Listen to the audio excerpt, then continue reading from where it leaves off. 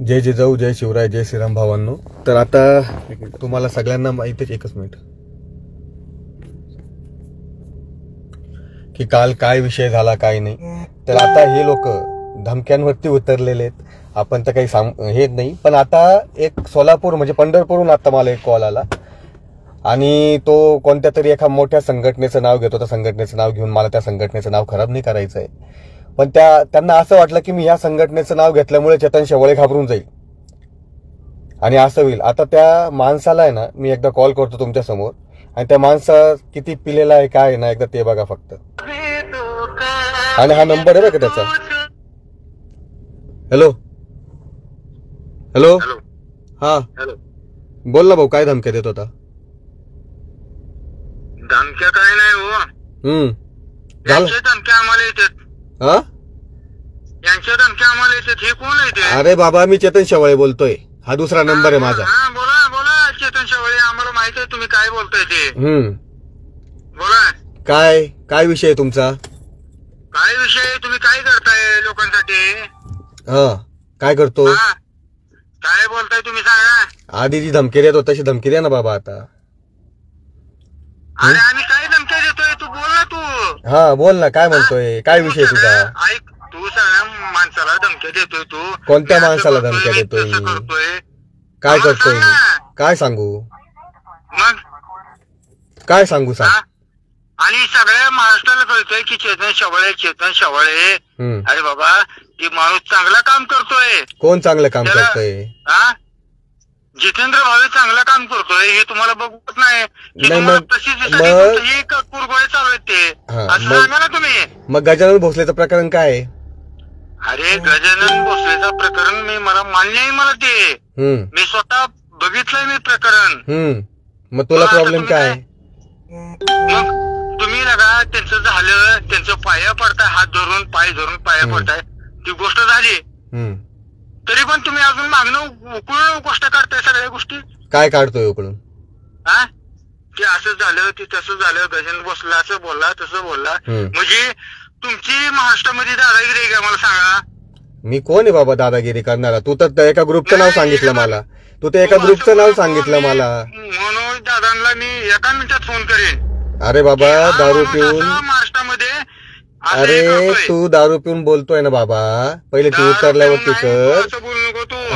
तुला वाटत असेल तुला लय महागात पडेल. लक्षात ठेव चेतन शेवाळे, तुला लय महागात पडेल. लक्षात ठेव. काय महागात पडेल मला भावा? मी मनोज भाऊला जर फोन नाही केला तर तुला लय महागात पडेल.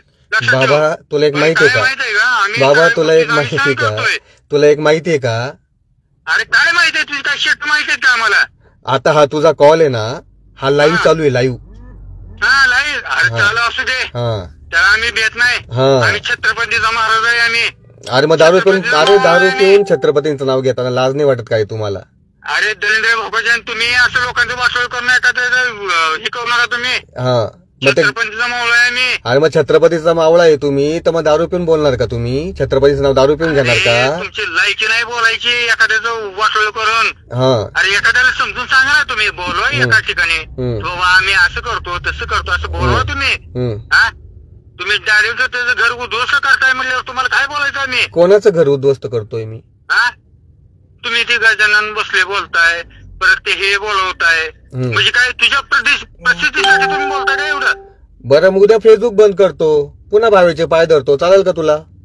अरे ते म्हणत नाही मी. मग ते म्हणत नाही मी.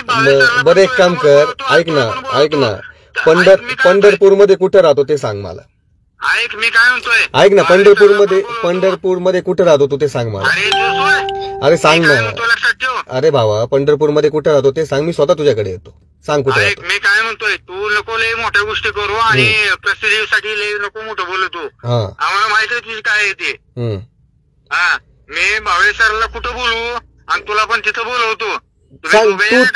तू जागा सांग, मी तिथे येतो. चल तू जागा सांग. लय कशाला मोठं बोलायला लागला तू? तुला वाटतं काय मी लय मोठा आहे म्हणून? मी छोटाच भाऊ आणि गरजवंत आहे.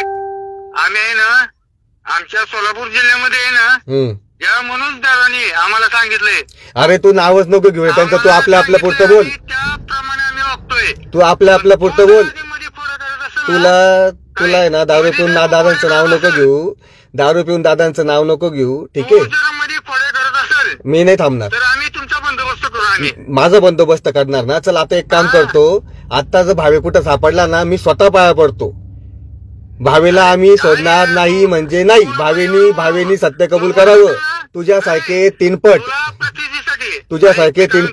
गज धमक्या द्यायला आले, तुझ्यासारखे तीनपट गज धमक्या देत होऊन गेले, कळलं. त्याच्यामुळे आम्ही काही घाबरत नाही. तुझ्यासारखे बेवडे दारू उतरल्यानंतर तुझ्यासारखे बेवडे शेपूट घालून पळणारे बघितलेले. मग तू लागला सांगायला, तू इकडे बघ, तुला नीट भाषा सांगतोय. तिथनं जर पुढं भावे सराची एक जर क्लिप व्हायरल केली तर तुझी गाठ माहिती सांगायला, लक्षात ठेव. अरे बाबा भावेची जाऊ दे, इथं तुझीच क्लिप व्हायरल होतीये. तुझा नंबर आता व्हायरल करतो, थांब. लक्षात ठेव. हा तू नको सांगू.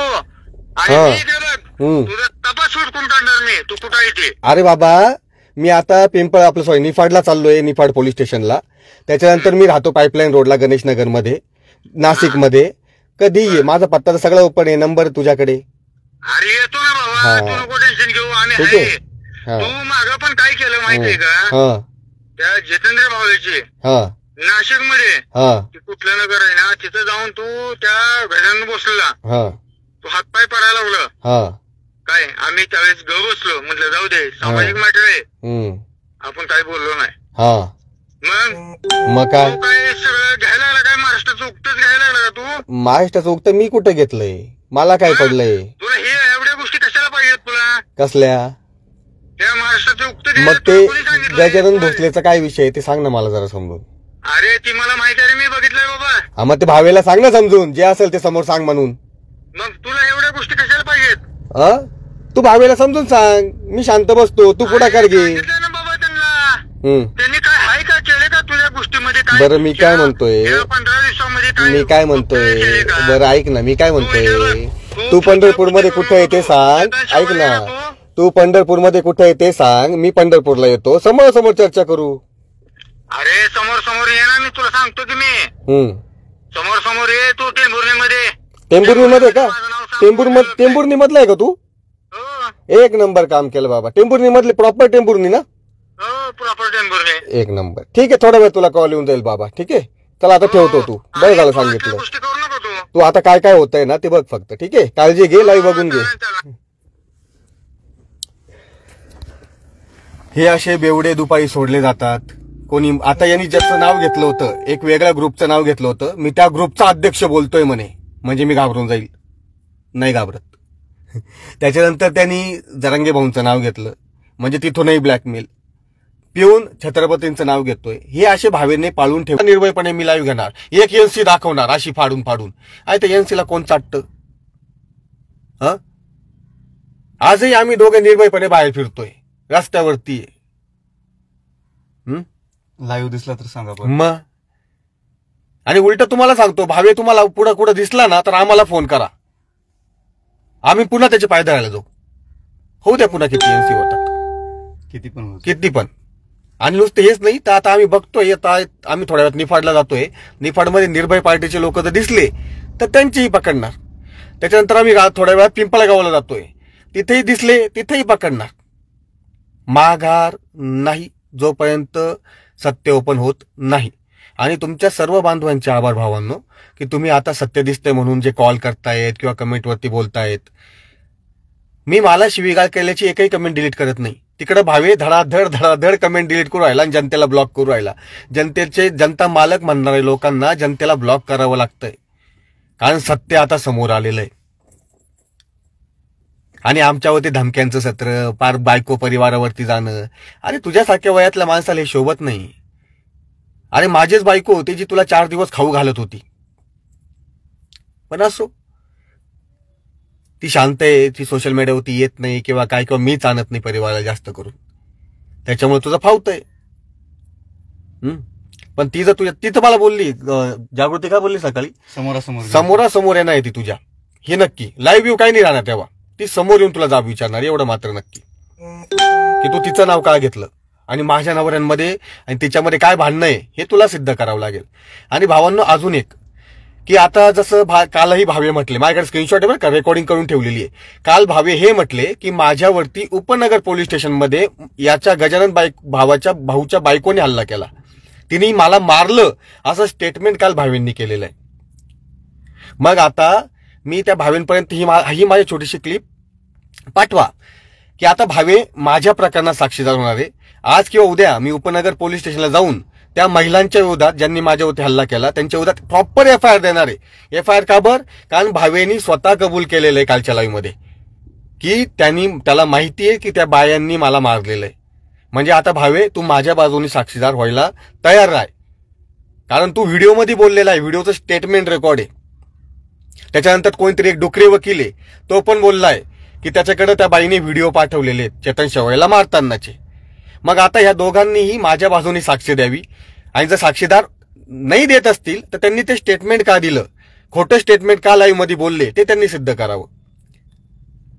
आता उपनगर पोलीस स्टेशनमध्ये भावे जे बोललाय की बाबा मला मारहाण करण्यात आली ना बाईने, तर आता मी त्या बाईवरती FIR दाखल करायला चाललोय. भावेचाच व्हिडिओ दाखवतोय की हे बघा माझ्याकडे पुरावे आहेत, लोक बोलतायत की मला मारहाण झालेली आहे, आणि भावेसारखा माणूस बोलतोय, वकील बोलतोय. या दोघांचेही स्क्रीनशॉट त्या रेकॉर्डिंग्स पोलिसांना सबमिट करेल प्रॉपरली. गजानन भोसलेच्या बायकोवरती आणि त्याच्या सासूवरती आणि इतर जे लोक होते तिथं त्यांच्यावरती आता गुन्हे दाखल होणार आहेत भावेच्या स्टेटमेंटनुसार.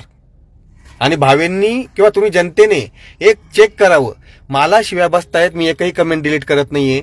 भावे त्याच्या लाईव्ह मधल्या जनता जेव्हा त्याला बोलतीये त्याला विचारते तेव्हा भावे त्या कमेंट डिलीट का करतोय, याचं तुम्ही सत्य चेक करून घ्या. बाकी मला काही बोलायचं नाहीये. धमक्या कशा येत आहेत तुम्हाला माहितीये, धमक्या द्या, बदनामी करा, सोशल मीडियावरती ट्रोलिंग करा, घाणघाण फोटो बनवा. मी माघार घेत नाही जोपर्यंत मला गजानन सांगत नाही, कारण तो इतक्या दिवस एकटा लढत होता. आता त्याला माझी साथ मिळाली म्हणून कुठेतरी तो भावे नमलाय आणि त्याचं सत्य समोर आलेलं आहे. आणि मी तुम्हाला जनतेला पण एक विनंती करेल, भावे काल टॅव करत होता, मी डायरेक्ट तो तर बोलतो की नाव घेऊन बोलत नाही, बाबा तुझी इज्जत जास्त आहे म्हणून मी तुझं नाव घेऊन बोलतो. तू जे पण काही केलंय नुसते तोंडाने बडबड बडबड बडबड, माझ्यावरती आरोप लावणं, पैसे खाण्याचे, सुपारी बाजाचे किंवा काय, तर जसं आम्ही डॉक्युमेंट कुठे होते हे बघा इथं मागे डॉक्युमेंट ठेवलेले आहेत, डॉक्युमेंटली बोलतो, पुरावे घेऊन बोलतो, तसं भावे थोडंसं आहे ना पुरावे घेऊन बोलायचं शिक. ती काल एक एनसी दाखवत होता, काय करतो त्या एनसीला एकदा चेक कर, पुरावे देऊन बोल की बाबा चेतन शेवाळेने खरंच इथं पैसे खाल्ले असतील किंवा चेतन शेवाळेचा असं आहे, तर मग जनता ऐकल ना. चेतन शेवाळेवरती जनता विश्वास का ठेवतीये? तो डॉक्युमेंटली बोलतोय, पुरावे दाखवून बोलतोय आणि सगळं सत्य उघड आणतोय. आणि तरीही चेतन शेवाळे एवढे हल्ले खाऊन शिव्या खाऊन हेच बोलतोय की गजानन भोसलेचं प्रकरण कुठेतरी मिटवलं पाहिजे, त्याचा जो संसारिक वाद आहे तो कुठेतरी मिटला पाहिजे. पण तुम्हाला मिटवायचं नाहीये, ते तुम्हाला ते वाढवायचंय. ठीक आहे, तर भावानं नंबर दिलेला आहे मी, त्याचा बघून घ्या. त्याचा नंबर पुन्हा एकदा सांगा भाऊ काय आहे त्याचा नंबर, मी तुम्हाला दाखवून देतो. की ज्यांनी धमक्या दिल्या तर पंढरपूरचे टेंभुर्णी मधले माझे जे बांधव आहेत ना, एकदा त्याच्या घरी जा आणि त्याचा व्हिडिओ काढा तिथं तो आता कोणत्या अवस्थेत आहे. ठीक आहे, टेंभुर्णीतल्या बांधवांना माझी विनंती आहे, नवले दादा हे बघा हा त्याचा नंबर आहे, एकदा ह्या नंबरला कॉल करा, टेंभुर्णीमध्ये कुठे आहे तो बघा, आणि आता तो कोणत्या अवस्थेत आहे ना त्याचा व्हिडिओ काढून मला पाठवा. म्हणजे हे नक्की कोणत्या देशी दारू पितात, टँगो पंच पितात की कोणता ब्रँडेड माल पितात हे कळलं पाहिजे लोकांना. ठीक आहे, बाकी आवडतं घेतो, आणि मी कोणत्या धमक्यांना घाबरत नाही, कोणत्या शिवेगाळला घाबरत नाही, कोणत्या बदनामीला घाबरत नाही, हे सगळ्यांना माहिती आहे. त्याच गोष्टी आहेत. धन्यवाद. जय जिजाऊ, जय शिवराय, जय श्रीराम भावांनो.